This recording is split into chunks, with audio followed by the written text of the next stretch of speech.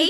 This is the Battle of Guadalcanal. Here's a picture. What happened? On July the 6th, 1942, 2,000 Japanese defenders landed on Guadalcanal to construct an airfield. 4 to 6 weeks later. August 7th, 6,000 US Marines seized the airfield in a surprise attack. Dun dun dun! This was the Allies' first major attack.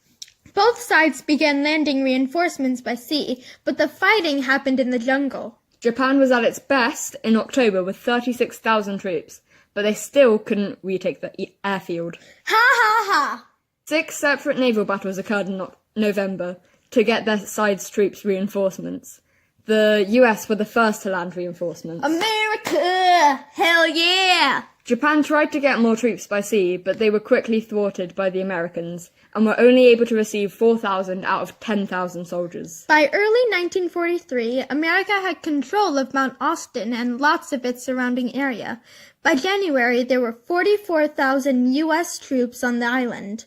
In the end of January, the Allies also took the Japanese headquarters at Kukumbona, which forced them into a stealth evacuation as they only had 12,000 troops left. This ended on February 8th, 1943.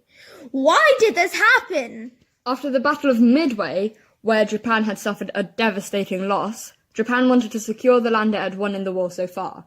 They were going to do this by A, reinforcing the layers of islands it had, arming them with missiles, and B, conducting regional offences to defend its territory. This is what they wanted to do with Guadalcanal. Japan's new airfields made it dangerous for the U.S. to move its Navy vessels back and forth through important passages. Therefore, the U.S. needed to neutralize Japan's island airfields and maybe make them their own. Who died? Japan lost 24,000 soldiers, whereas America only lost 1,600 and had 4,200 wounded. A lot of people died from tropical diseases like malaria. In terms of resources, both sides lost exactly 24 ships. Japan lost 2 battleships, 4 cruisers, 1 light carrier, 11 destroyers, and 6 submarines. The Americans lost 8 cruisers, 2 heavy carriers, and 14 destroyers. No! So, how did this help the Allies? The Japanese couldn't replenish their lost resources, especially their elite naval aviators.